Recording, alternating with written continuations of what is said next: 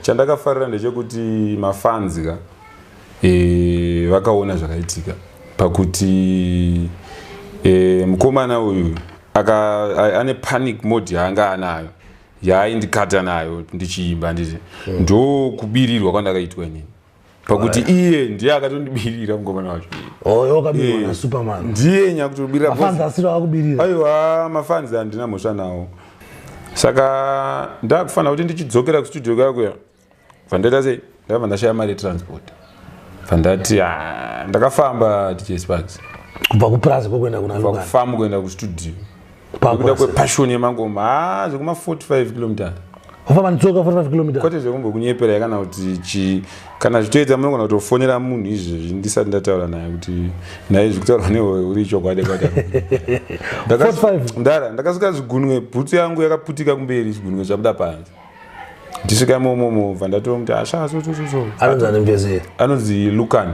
namba dzake ndinadzo ndibeda phone number dzake ndifonere afona izvi guys zati ndizokunyeperwa 45 km right now tikubvakana kuchitungwiza right tutaza kubvakana kuno kwet cliff kana kuchitungwiza uri kuti kwaigara wewe huru andika kufamu kuya kustudio kwako kwapena makilometers mangani 50 baba 50 50 kilometers akambo pafambe netsoka pano baba ai pamane tsoka mdara ene push raiva naro zvakaoma ipapo mazai wawo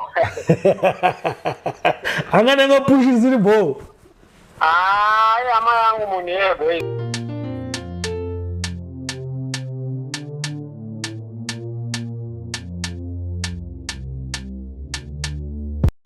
Hello Zimbabwe and welcome to Zim Reality ITV. My name is DJ Sparks. Tiri panapa pachivitiviti patinosimudzira tarenda muzora nhasi ndina wehuru Sharks is one of my men of the moment right now. Mukomana ari kupisa anga ari kumasvingo Cup Clash ari kunzi akabirirwa naSuperman. Saka nhasi ndinaye ndimbonzwawo zvaakafila uye kuti tizive more about him pamusoro pekerera yake kuti akatanga sei uye zvakatangira kupi nawo ari papi zvikufamba sei ari kuzvigonawo sei. Saka muri Zimbabwe sandawanza kutaura ndikokote guest wandinaye muchirongwa titaure naye tikurukure tizive more pamusoro peupenyu hwake.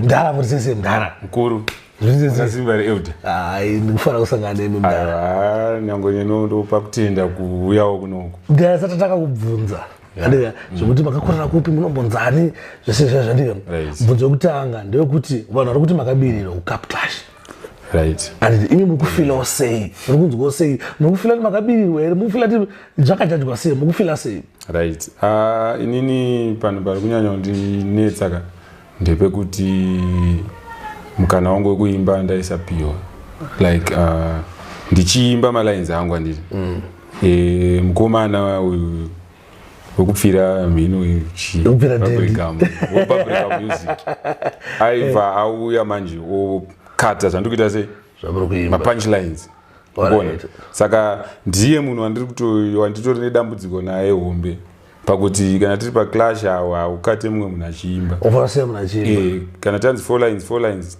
ndisiye kuti ndiri pa1 line ka ndichingoti nyongo yakasunga dhuku wakutoti aiwa ipapo hazviko oraitiko mudhara kopekuti mimi makabirirwa murikupa filo sei mukufila kuti makabirirwa here mukufila kuti vanhu vakajaja kumasvingo vakajaja zviti fe here mukuti zvakafamba sei right inini handidi kureva nhema chandakafarira ndechekuti mafans vakaona zvakaitika pakuti mukomana uyu ane panic mode yaanga anayo yaaindikata nayo ndichiimba nditi ndo kubirirwa kwandakaitwa inini pakuti iye ndiye akatondibirira mukomana wacho wakabirwa naSuperman ndiye nyakutobirira mafans asira akubirira aiwa mafans handina mhosva nawo kana maelders angu ana Godfather neCheapers Promotions havamo munyaya idzoto unovatenda because vakakutovatenda because vakatoita kuti ndive pandiri nhasi asi uyu mukomana uyu wePaprikam aiwa asi wewe from aona ari kuita matauro ari kuita wewe iwe mvesu bo ndakanzwa iye pamanikisaka achiti uya ndimufarire iwe unomufarire kana kuti yato Clash yakatanga iri Clash asina uya riu euta ina angu andi kunyeperai inini mufesu yawo yadai handingangoti handina lingi naye ndo chokwadi iye pamwe aingoudza ke mafans kuti handifariri asi mwoyo achindifarira but inini handina hangu lingi naye handimuzive. Mamatanga kusangana pai takatotanga kutosangana pai ipapo panhingerekeni asi misana kumashingomesa musana mambosangana here kana kumaworksuwo kana kuti maybe kustudio. Alright. Dambudziko roitika nderekuti kumashingo tiri mutauni ari kwagutu kumusha saka manje isusu mwana gutu atiwanzi kutambira ikoko tiri tonazi ndo kwatinenge tiri saka munongoziva kuti sometimes ringapi manje pane pakaipa saka mundudzeera kuti masvingo mutauni makaya makatorwa mukome nemunhu akabva kwagutu right. Zvazvinoita manje nezvekudai euda mangoma imuri euda hamusi weuda muri euda ende muri builder because munovaka vanhu mangoma makutotyisa kunge show yatiuda because kana yuda andozviziva nokutaura handisi kunyepa mudaro saka nyaya iripo ndeyekuti mafans handisi mukuona commotion ikuitika pasocial media yekuti mukomana akabirirwa so ndo chine chitoro chokwadi ndo vari kutaura social media tikuti wakabira but this from maona takaita tiona zvino takaona nge wakabirirwa zveshuwa maona takaita saka Godfather azodakidza na Godfather nezero kabvunza saka toita sei topanani kumajaji social media ndo jaja here kana kuti vari paground kana kuti chipas ndiyo jaja right. Muri kuona kuti maelders yese ana Godfather nechipas even nemafans angari paground ka aitoona kuti aiwa howe huru ndi ihowe huru chaicho but uyu pakusandipa nguva yekuti ndiimbe ndo pakatotanga kutobira pacho pa. Alright. Pakutondinyima time papo. What I think panyaya iyi yekuti I think it's time yenyu mese yekuti musimuke but kungoti fira dendi ofuti time yake ofuti yekuti atase asimukewo saka obvious apa clashes ofana kutoona munhu hande ende ipapo ane munhu asawana akazokutoa ndi Superman but what is important now ndizvokuti mese muri paspotlight mese vanhu vakuona vanhu vakukuzivai you have to look forward kuti vanhu vakulook forward kuti vaita se vamwe vachinzwa maworks ndizvozvo handikuona medzi yacho iripo saka ndo zvingoripo panyaya yeclash yaya saka da kuti akambota nyaya dzeclash tobva tamboenda idi kuupenyu hwako so that vanhu vanokuziva more about iwewe saka tombonzi Sharks starakire kuberekwa anonzani. Okay, ini ndonzi Tawanda Shara ndo zita rangu. Alright, wakurira wakakura kupi? Ndinokomana pamashingo apa ndo kumaraini kwangu. Chikoro chakadzidza pa Victoria High School ndo patakatanga nyazorwa mangoma tiri pa Victoria High School zvekuti timu yakadzidza pa Victoria High time ndakadzidza vanototi zviziva kuti hove huri yaiti katanga kuimba kana headmaster chacho aitobva kuoffice wouya wondirova kuti ko dara muri kukonzeresa noise because chikoro chese chaiungana kana ndatanga kuimba ndairidza madeski ndandemufesi wangu ainzi Roland izvezvo ato DJ Mombe kumasvingo kuvanzi C-Rose tichiridza madeski chirova mangoma pa Victoria High School ipapo so tichirova mangoma kudaro mafans tingangoti anga asati mafans anga chiri maschoolmates vachitopusha vachiti no shamari unoziva kuti unotogona leo ndichitozvisaiza ndichiti chinhu chamwari kuona uchitokwanisa kutorwa ngoma dzekuti vanhu vese vanobuda maklasi vachivazoona iweyoka zorova kuti unotoita sei ukutorwa maweeks saka then zvadaro kuti takaramba chingopushawochi mamwe mafreestyle iwayo then bva pazoita the guy anonzi Lukan ari kumasvingo ikoko ndobva atoti but haindi akangonzwa kuti kune studio iri kumasvingo inonzi Lukan Productions then bva ndatoti ndingandimbosvika kwa Lukan ikoko bva ndaenda first day bva ndakanoona Siku ndamushaya paipai then madays iwayo ndingangoti ndagara kufamba manje prazo ndadzokera prazo ambonoita medzangu saka ndakufanira kuti ndichidzokera kustudio kakuya vandaita sei ndabva ndashaya mari transport vandati ndakafamba DJ Sparks kubva kuprazi kokuenda kuna Lukan kufamba kuenda kustudio kuda kwepassion yemangoma zvekuma 45 km Ufamba nitsoka 45 km. Kwete zvekumbokunyepera kana kuti kana zvitoedza munogona kutofonera munhu izvezvi ndisati ndataura naye kuti naye zvekutaura newe uri chokwadi kwata. 45. Ndakasvika zvigunwe bhutsu yangu yakaputika kumberi zvigunwe zvabuda panze. Ndisvika momo bva ndatomuti ashaso. Anonzi anemvezi. Anonzi Lukan. Namba dzake. Ndinadzo. Ndipenda phone number dzake. Mfonere. Afona izvi. Guys, zisati zvokunyepera 45 km. Right now. Tikubvakana kuchitungwiza. Right. Tutazo kubvakana kuno kwetcliff kana kuchitungwiza. Euda, ndauti mumfonere 0779 079 200. Yeah. Anonzi Lukan. Ndini. Tingakuti kuna 2015 koko. Same kuna 2015. Yayapinda. Aiwa, chokwadi chinofuna kupera pachena Euda. Tieta boss inini na Squanda pane manager Squanda. Taifamba notsoka bva kuzengeza 4. Kuenda kana kwa Khutso. Vakata chama. Unogona mufonera. Apa taifamba notsoka na Squanda tichenda kwa kubva kuzengeza 4 tichenda kana kwa Khutso ku A kwa Sego. Alright. Tichtorwa dziwa kuti atafamba unoita 45 km. Mukuru zviriko kumangoma. Inini handisi kunyepa kana kuti chii. Saka mano tatakamira kuye mukomana. Saka ndadani kuinspire mda. Music. Nini. Avada. Esa ngave phone. King Baby. Hello Baby. Mati. Abana ndi DJ Sparks. Ndi DJ Sparks. Mati. Ndina wewe uri panapa kam. Euda. Wewe uri kuti kwaigara wewe uri andika kufamu kuya ku studio kwako kwapene ma kilometers mangani? 50 baba. 50. 50 kilometers. Akambo pafambe netsoka pandi baba. Aipa mane tsoka mdara ene push raiva naro zvakaoma ipapo mazai wawo. Angane ngopush ziri bo. Hama yangu munhu boys bate zvakanaka mwatozviringa ipapo tikunetsa. Alright iri bo tati pa interview in fact sana ida kuti ti confirm boys I still ghetto is ati zvokunyepero. Aiwa iri bo my god makaipa DJ. Iri bo sharp. Sharp. Right, and my DJ. Which means kuti ndaenda totaura shoma kaini kuti 45. Baba famba. Dara. Ndasvika ikoko manje. Vanatotanga kutorwa ngoma bye. Baba wake namai wake. Fatoti shamari wewe uchi. Takutomboita zvekutoti tombogara newe panapa. Alright. Wato mwana wepa. Zvoti nangona nhasi. Nditori mwana wepa ipapo. Alright.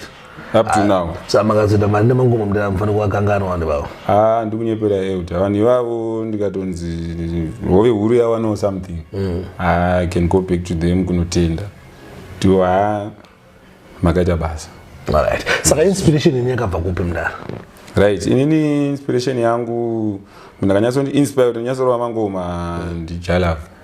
Sauro ndaiterera Sauro na Wingiti.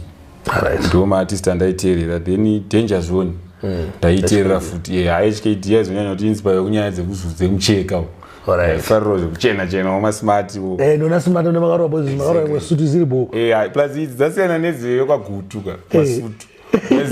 Saka hapana ndomedzi dzacho mudaro. Saka hivi pangamuri pa stage pangamarwa imwe white ziri bo. Papa ngoona kuti pakachenwa zvekuti iskire yekuti kana uchenda pamberi pevanhu ka as an artist you have to look presentable zvekuti even mapromoter haati akakuona iPhone muhomwe kuti pamwe anogona kuzosechwa nemufacebook hazvibude unofanira kudresa zvekuti vanogona kutotya kuapproach kuti mufacebook anosvikirika but tetero mageto yutso saka ndo majira acho ngoma. Saka izvozvizvi mune maworks akawanda sei kana paina vanhu vanoda kuzoonawo maworks enu iri kuwanikira painternet music iri pai music iri kuwanikira?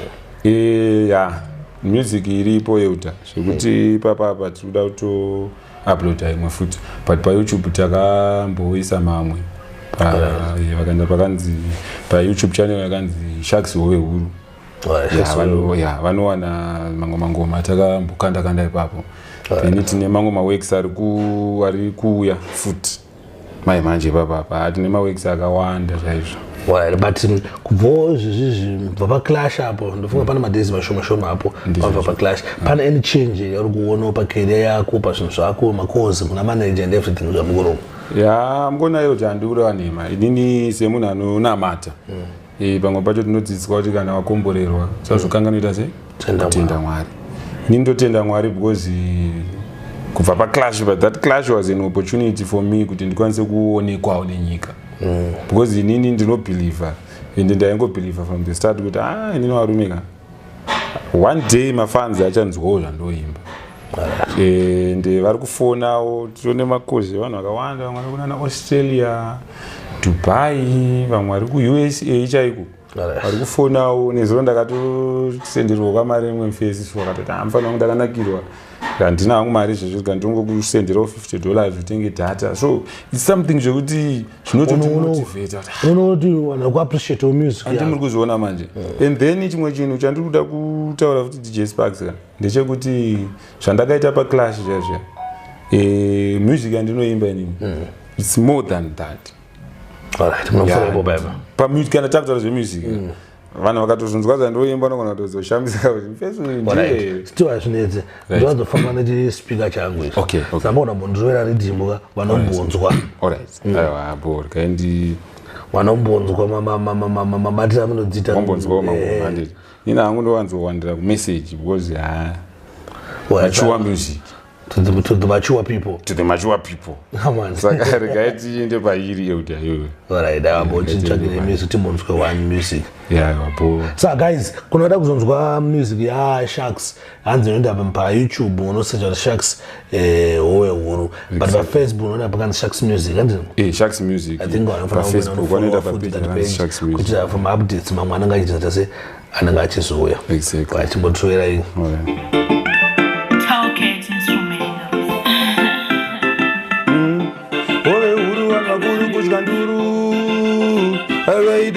DJ Maro avo vavengi chivasiya vakadaro zvimwe zvacho rega zvakadaro ukazviteedza zvinoshayisa mufaro. Ove huru havadi kuona panda gona vanoda kuona panda dona Mwari kudenga vari kuona mhepo dzese nini sona sona havadi kuona panda gona vanoda kuona panda dona Mwari kudenga vari kuona mhepo dzese nini sona sona vanomukira kundireva muzvikona kona havadinzwa kuti ndagona pandagona vavamboona ona havadi nditye makarona basa ravo ndede kungopedza nguva iwe vachindicherera guva manje nhasi ndozvireva iwe tenzi vachadiriza seruva havadi kuona panda gona vanoda kuona panda dona Mwari kudenga vari kuona mhepo dzese neni sona sona havadi kuona panda gona vanoda kuona panda dona Mwari kudenga vari kuona mhepo dzese neni sona sona havadi kunzwa kuti Sharks adezwa naSparks ngoma dzakufaya vanhu votamba maclacks kana ari mafanza kundiwedzera mamax ndotenda mukoma mwekutopusha mawex vakapfeka bhachi rakanaka kudaro kana Mwari yabvuma hapana noita nharo iskaimutakatochigara chigaro saka vanorwadziwa chisiya vakadaro havadi kuona panda gona vanoda kuona panda dona Mwari kudenga vari kuona. Right, Mdara tanzwa ngoma ende ngoma nanga mchitutowera apa Mdara something else. Ngoma ibig ngoma adunyeba ma freestyle amanzwa anditi aiwa mawex mukuru wa Mdara. Saka Mdara anyone artist mungafungidze kuti azorona collab in the future kuti ano ndakarona collab na ningi aiwa zvangu zvinofamba. Okay, nini uta Freeman ndo andinoshuvira kuti ndikwanise kuzoita sei collab na ndo artist wandongo chemerawo kuti kana vachindiona vachinzwawo zvandikutaura vanzwotsidzi neni vakwanise kundivokolavo because ngoma ndonakirwa nemawex avo zvekudaro big time. Big time chai. Right. I think ndichatry by all means. Okay. Kuti this video HKD Boss watoiona. Aiwa. Because HKD Boss ndewangu from day one Exactly. HKT Boss ndiye wangu and HKT Boss munhu wekuti arwadziwe because takaona maartist akawanda akabuda through HKT Boss Right. takaona macollabs akawanda mamwe ngatisingatarisei navangu ngatisingatarisei kuti Freeman angawapei macollab but akawapa so we hope and pray kuti anogona kupa collab maybe chiona ngokanganisa izvi nyekuri album nyowani album nyowani adabuditsa saka maybe mavekisa vana kwakatogadzira kudhara but I am sure nemazina anoita Freeman arwadziwe and I am sure this video achariona by fire by force saka mavideo mudhara mune here zvamukutitongera pamavideos because vana muZimbabwe tajaya toda kuona ka mavideos pane atiri kuronga ipapapa kuti kana funding dzikangokwanisa kungobatanawo zvakanaka tokwanisa kuburitsa mavisuals because matracks aripo masong ndinawo saka toda kuti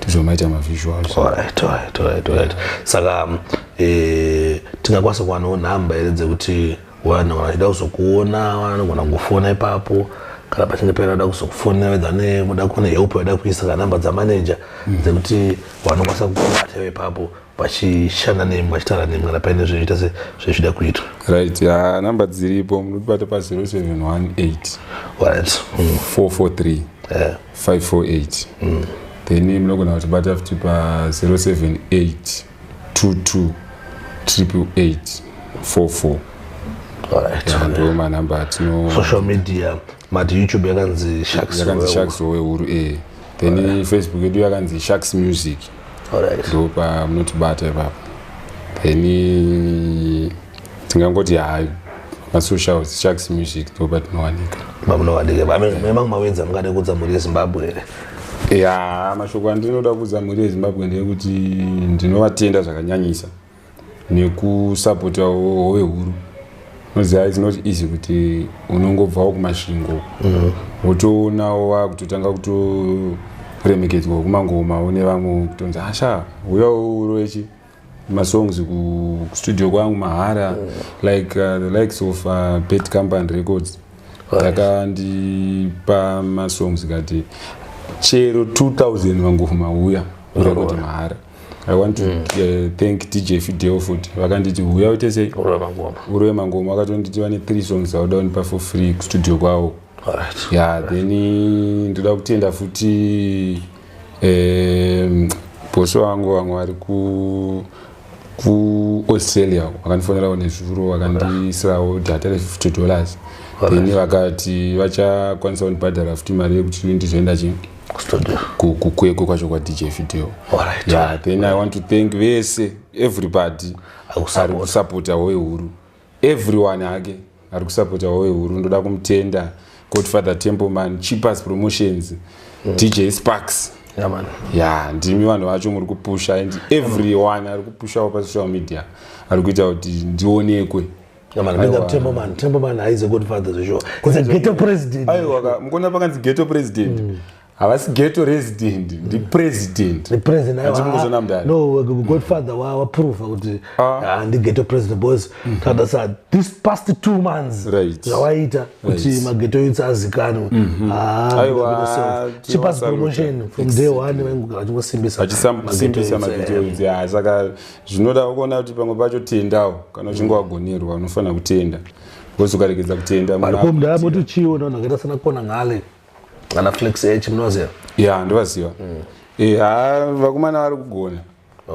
aiwa vari kurova mangoma saka clash because pane clash handingati makaqualifyka mukuya kamusi wa 31 musi wa 21 December tinenge tiriko saka musi wa 31 December mune makusangana nakona ngale neboys repaharare tinosangana nawo saka muri ready kusangana neboys repaharare nakona ngale chandoziva hangu ndechekuti inini kazhinji kacho I know kuti mwari zvavanenge vakaronga ndo zvinoitika kutoenda ndinotoenda ende ndoziva kuti zvakanyorwa kare kana zvakanzi howe huru ichatora ongoro yemoto handizvo kana zvakanzi howe huru haina chainowana hapana chakamboshata but what is important at the end of the day kuti vanhu vanzwewo music exactly because as musicians you have to give good music to the people vanhu voteerera music vachiita zvavari kuita zvavo aiwa blessed king da kutendai nenguva yakanaka yamasiya zvakafanira muchiita mafanira muri kustudio big up ino self manager vari kuseri kwekamera kwa king I wish you the best artist artist.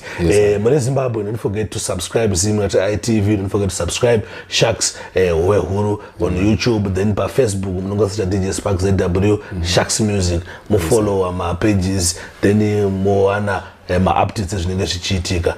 Always remember that fear not, sin not, whether you like it or not, the truth is the truth. I am out. 4